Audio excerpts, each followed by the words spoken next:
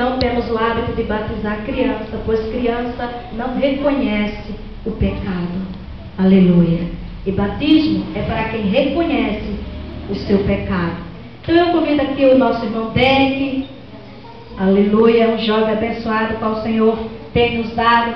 Ele é baixinho, igreja. É uma bênção de Jesus. Agora eu digo, como que eu vou batizar esse varão? Só Jesus sabe, né? Irmão Derek, por que o irmão assim quer batizar? Eu tenho certeza da minha salvação e sei que antes de mim, antes de eu escolher, Jesus da glória. Me desculpa, peraí. O pessoal aí atrás ouviu? Não. Ouviu? Aí atrás, o último. Rafael, ouviu?